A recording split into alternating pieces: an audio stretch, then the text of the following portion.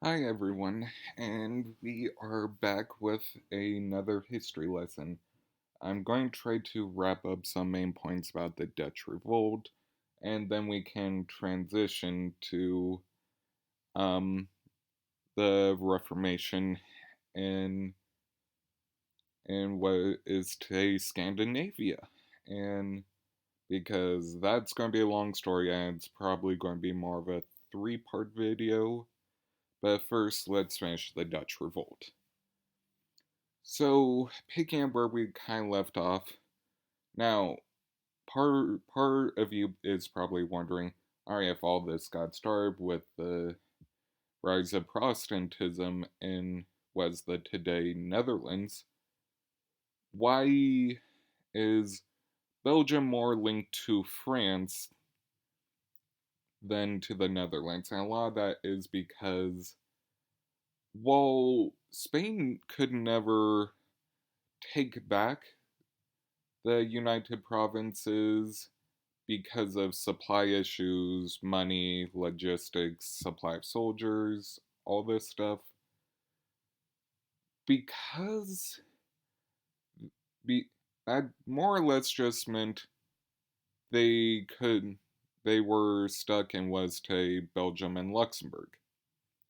And part of the reason they never had the supplies needed to complete a conquest was during a lot of this, it was also the rise of the Ottomans, its peak exploration of the New World, um, and also they were already getting involved in wars with the Huguenots, and alongside that, this is the age of Elizabeth and her pirates. Basically, Spain was spread out, putting down enemies where they kept on popping up. And alongside this, the Netherlands or the United Provinces, while they were able to move over to Amsterdam, and they were also able to prevent the domination of a single religion. A lot of the civil leaders and William of Orange and Larry Maurice of Nassau kind of realized that if they wanted their coalition to work and have people's support, they could use the Calvinist religion as a recruiting and fundraising tool, but they couldn't let it dominate. So civil leaders found ways to keep them contained, and a lot of that was to have tolerance.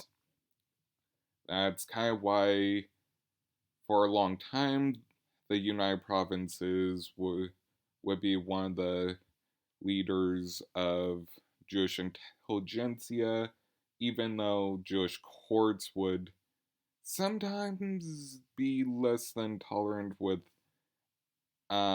dissenting opinions.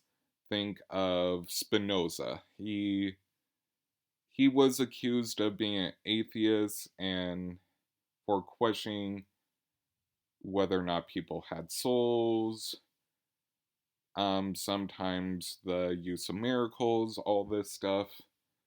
And hence why, to this day, a lot of Jewish courts and Jewish intelligentsia that still reside in the Netherlands kind of keep up a ban against his teachings. And yeah, but that's besides the point. Um, so so eventually, Belgium Belgium would become more francophonic and Catholic, and the same would apply to parts of Luxembourg. Luxembourg is influenced a lot by its surroundings, but Belgium was more or less influenced by this moment where the truce lines and all this stuff that became part of the 20 years truce would see de facto independence for the United Provinces, and after the 30 Years' War, aka the last part of the 80 Years' War, the Netherlands would be independent and they would keep their language, which is more Germanic. And alongside that, they would keep their policies leaning more towards religious tolerance. Granted, Catholicism would be tolerated, but it would be complicated. That's the most I can say. Anyway, anyway, now we'll switch over to the Reformation in Scandinavia. Now, during the lead up of the Reformation in Scandinavia, it's important to note when this story starts, we're at the end of the Kalmar Union, aka the union between Norway, Iceland, Denmark, and Sweden under a single monarch. While each country or kingdom would have its own set of rules, it would also be further complicated by the fact that the rulers of Denmark also held territory in the Holy Roman Empire of Holstein Gottorp. And while this union did hold out for a century to 2 centuries, it wasn't without complications because there was this one of centralization versus decentralization and maintaining a presence in the Holy Roman Empire.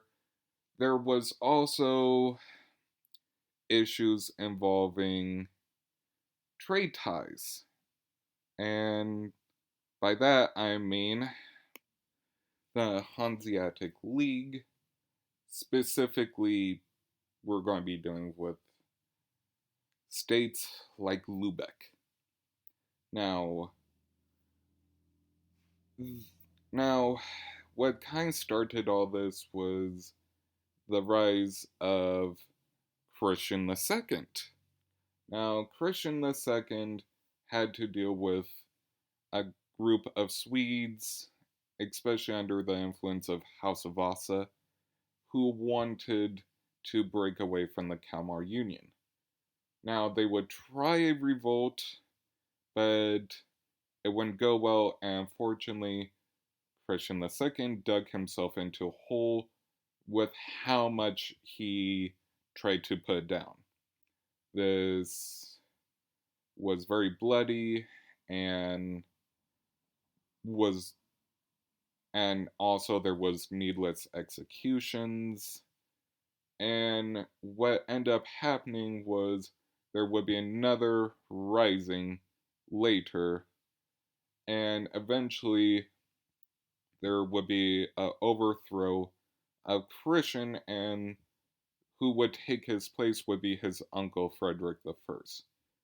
At this point, Norway was still tied to Denmark, but once Christian III takes the throne, he would drive out the Catholics from Norway and use his influence to spread Protestantism to Iceland. Now, Frederick I had to balance the fact that he still had to maintain ties to the nobility and who created councils and alongside mercantile interests like the Hanseatic League, while Sweden, who would gain independence under Gustav Vasa. Now, Gustav Vasa would lead a successful revolt against Christian II, and Denmark would replace him with Frederick. both Frederick and Gustav would kind of recognize the importance of economically breaking ties with the Catholic Church. Well, Frederick and Gustav would be um, hesitant to call themselves Protestants. They would bring in Protestant policies to break up Catholic Church lands, sell off their bells, and bring in Protestant teachings and the intelligentsia of them.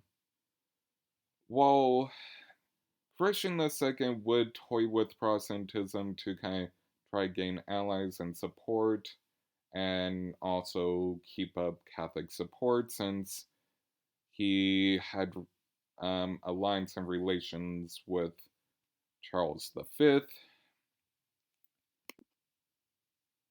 Um, how all this will end is um, the future King Christian III, who was kind of overseeing some of the Holy Roman Empire holdings alongside helping facilitate alliances of the Protestant Germanic League with his father, and alongside this, um, just allowing a bleed through of Protestant ideals into Denmark. Unfortunately, when Frederick dies, the council of nobles would be hesitant to crown Christian III. While Christian III and Gustav Vasa would team up to eventually put him on the throne, Christian II would also get involved through relations with the Hanseatic League and wrote his relatives who run the Holy Roman Empire. All of this would create a bit of a showdown, and while and total number of casualties, it wasn't too bloody of a civil war. It did leave a destructive mark on Denmark that when Christian II would finally be deposed for good and the Council of Nobles were kneecapped, it would lead to Christian III crowning himself king, declaring Protestantism the religion of Denmark, while Sweden wouldn't declare that for a while. They were very much Protestant leaning and used the money from the church's lands to pay off their debts to the Hanseatic League. And this would also kind of be the mark where northern Hanseatic cities like Lübeck would start losing some of their influence in the Baltic. Now, now, all this is to say that while it is important to kind of recognize that much of Lutheranism is still influenced by Scandinavia. For instance, the Lutheran World Federation is still based out of the Church of Sweden, and to this day, um, while we like to think of Scandinavia as secular, and they are, they still have these Protestant ties to a state religion. And while I do say we should think about what this means and whether or not secularism is a religion in itself, and what does that have to do with our preconceptions of organized religion. Now, now we are going to switch gears and talk about Henry VIII and the Church of England. Now, Henry VIII is complicated And to be honest, separating historical memory, myth, and the actual substance of him is complicated. And the reason why I'm tying him into this video is, while I did say talking about Scandinavian religion would take a bit, if we're talking about the Reformation, specifically the Northern Reformation, we really do gotta mention Henry. Now, it's kind of a misconception in thinking that there wasn't already political dissent or religious dissent in England during this time. Now, we need to remember that there were the Lollards before this point, and alongside this, England kinda always straddled the line on being in the European sphere, especially the Catholic sphere. While they would toy with relations with the papacy for alliances and politics' sake, some kings like Henry V, Henry VII, even John, they would use their powers and the distance they were from the Catholic Church to, at times, try to make political necessary games. And so, with this said, was Henry VIII actually a Protestant?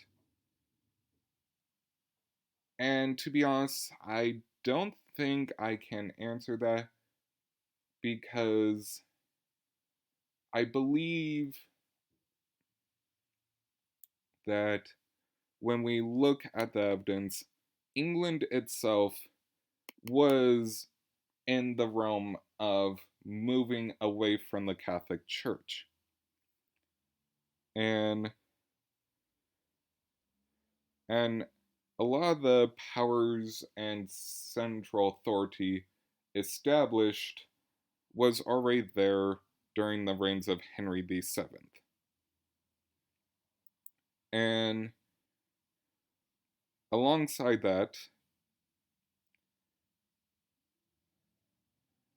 when you consider like who was representing England during this time, which was a bunch of monasteries and figures like Thomas Wolsey,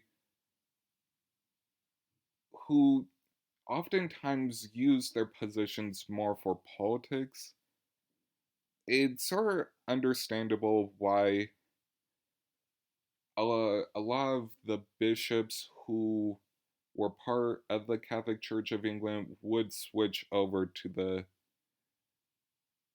Church of England. And alongside that, there wasn't as much political support for monasteries as you would think during this period. And how much money made from confiscation lands wasn't all that much, because the monasteries' incomes weren't that great, but they were enough to fuel a few failed campaigns against France.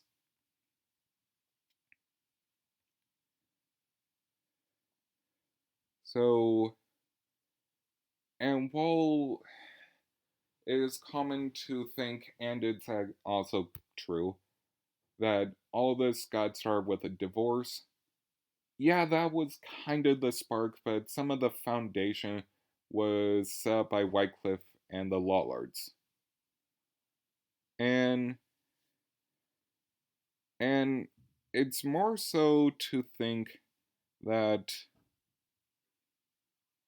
that since the use of divorce and annulments were already kind of in practice in England and Europe at this time.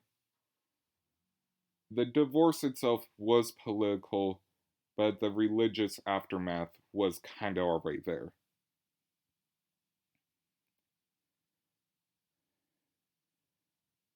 And and alongside that, the religions of his wife, like Anne Boleyn, were, yes, Lutherans, and she would use some of her influence to kind of push for a farther Protestant break with the Catholic Church.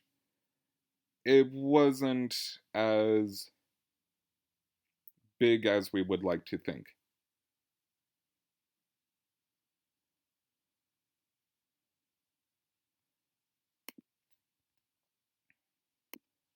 So, what does that kind of leave us with?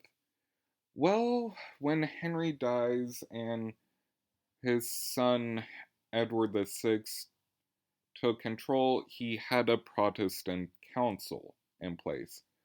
And Edward and the council would try to push for a larger Reformation, but that really didn't go anywhere.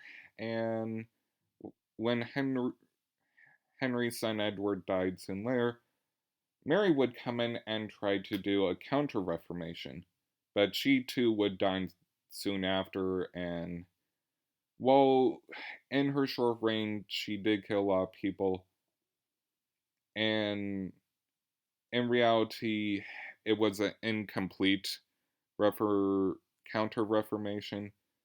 So we end up with Elizabeth, and while Elizabeth would come up with a compromise position, um,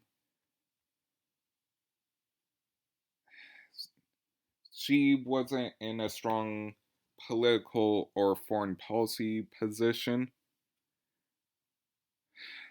She would try to unite Calvinists, Lutherans, other Protestants, and Catholics in a settlement. And because that, she was able to keep the English prayer book, but a lot of the trappings and views on the Eucharist would remain Catholic.